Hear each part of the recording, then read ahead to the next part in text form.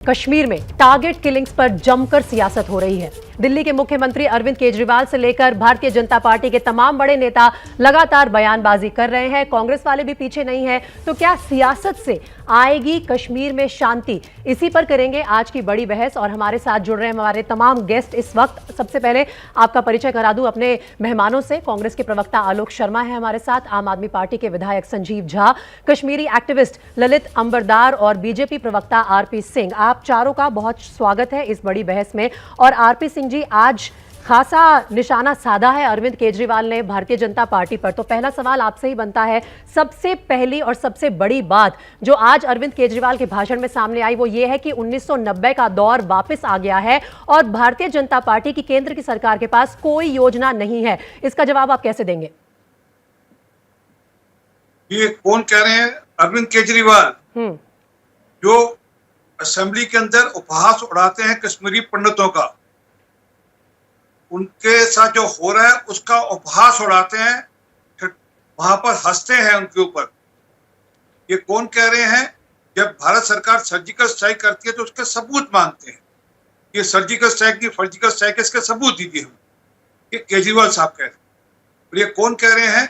जिनसे पंजाब संभल नहीं रहा। पिछले 2 महीनों में पंजाब की जो हालत है सबको पता है। रोज एक व्यक्ति टारगेट किलिंग में मर रहा है। रोज जब से इनकी सरकार आई है रोज एक व्यक्ति की हत्या होती है। आरपी सिंह जी, इस तू मैं से क्या अरविंद केजरीवाल का और जो बाकी के पॉलिटिकल ओपोनेंट्स है भारतीय जनता पार्टी के, क्या उनका ये हक नहीं बनता कि सवाल पूछे सरकार से?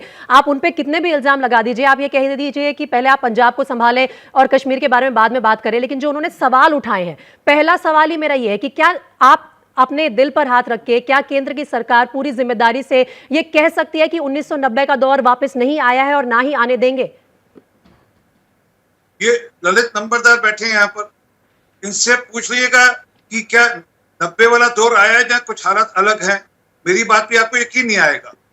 मैंने, क्योंकि मैं अखबार में काम करता था, मैंने वहां समय बताया, मैंने देखी हालत जमीन पर कैसे थे।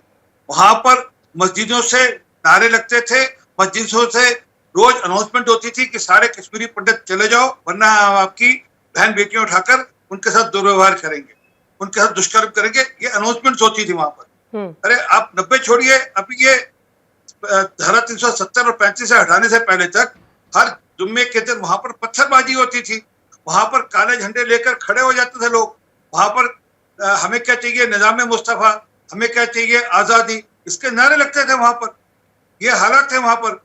और वहां पर लगातार मास किलिंग होती है। अब नए प्रकार का आतंक आया वहां पर, नए प्रकार का आतंक का दौर है जिसमें हाइब्रिड प्रकार का है, जिसमें अब कोई बड़े बड़े राइफल नहीं, एक पिस्टल लेकर आदमी आता है, वो हत्या कर रहा है, उसकी भी चिंता सरकार। लेकिन ये हाइब्रिड आतंकियों ने पिछले 22 दिनों में 8 से 10 लोगों को टारगेट किल किया है। उनके दफ्तर में घुस के, स्कूल में घुस के लोगों की पहचान करते हैं और फिर उनके सर पे बंदूक रख के उन्हें उड़ा देते हैं। ये किस तरह का दौर है? ललित अंबरदार से ही सवाल ले लेती हूँ। ललित अंबरदार, कुछ लोग होते हैं जो दूर बैठ के टिप्पणी कर सकते हैं, लेकिन कुछ लोग होते हैं जिन्होंने खुद ये हालात सहे हैं। आप उनमें से एक हैं, आप उन लोगों के साथ काम भी करते हैं, उनके लिए भी काम करते हैं। आप बताइए, क्या ये उस दौर की याद दिलाता है? देखिए, मुझे थोड़ा संदर्भ देने दीजिएगा प्लीज। मैं कश्मीरी एक्टिविस्ट हूं, लेकिन कश्मीर जहाद के ऊपर मेरा जो पर्सपेक्टिव है भारत के ओवरऑल, भारत के नजरिए से, कि मैं समझता हूं कि कश्मीर जहाद जो है उसी गजवाए हिंद की लड़ाई का हिस्सा है जो 1000 साल पहले शुरू हो गई थी, जब मोहम्मद बिन कासिम ने सिंध को कैप्चर किया। 1947 में जब हिंदुस्तान में पैदा हुए लाखों हिंदुस्तानियों ने 14 अगस्त 1947 को अपनी मादरे वतन के साथ गद्दारी की, इस्लाम के नाम पे, जिना की 2 नेशन थ्योरी के नाम पे पाकिस्तान बनाया। वो गजवाए हिंद की एक बहुत बड़ी जीत थी।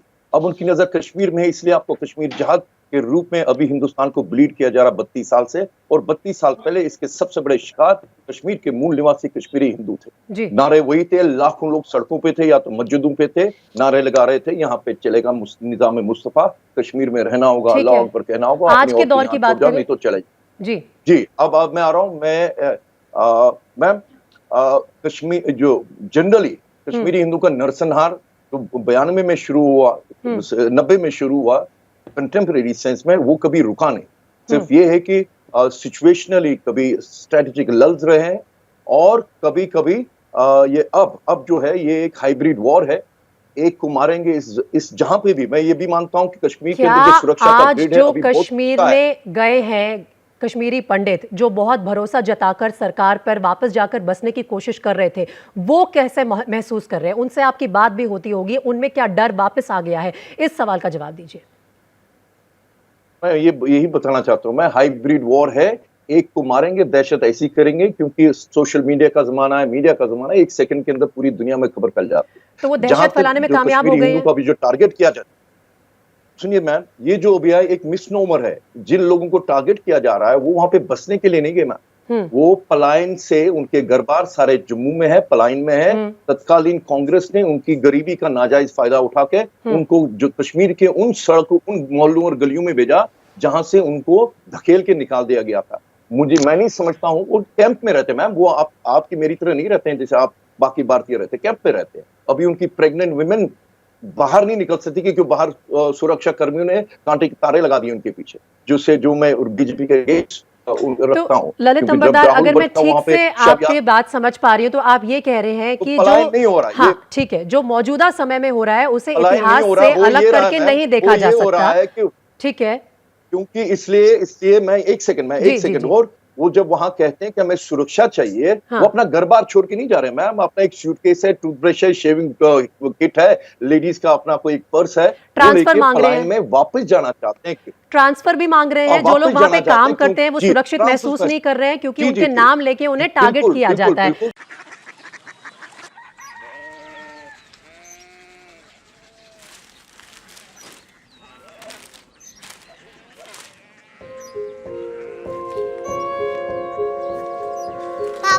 बाबा कोरिया सिटी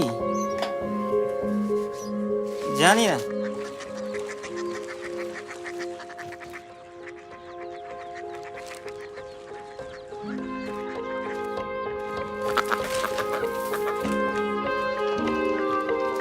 कोरिया सिटी? हाँ।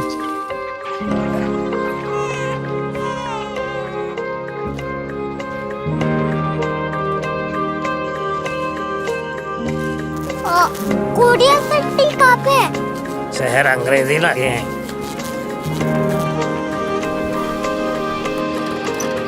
Korea city.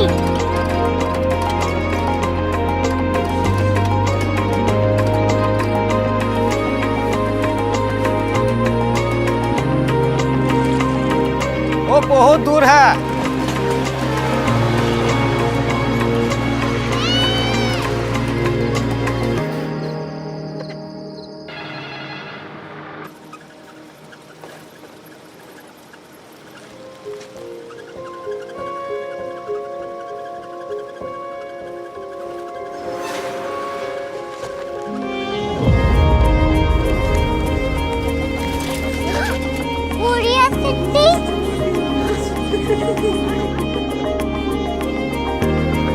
दुनिया कुछ लोग बड़े होते हैं। कोरिया सिटी कहाँ है? प्रोफेसर साहब को पता होगा। हो, ये छोटा वाला ग्लोब लगता है और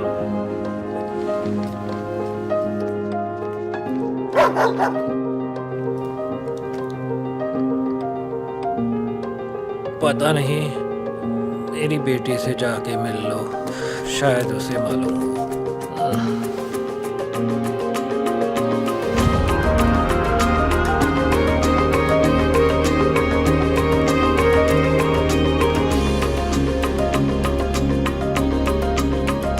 हाय, बाबा ने भेजा है। Come here. Korea city. Korea city नहीं, क्यूरियोसिटी। वो क्या? That's what brought you here? जो तुम्हें यहाँ तक ले आया। क्यूरियोसिटी।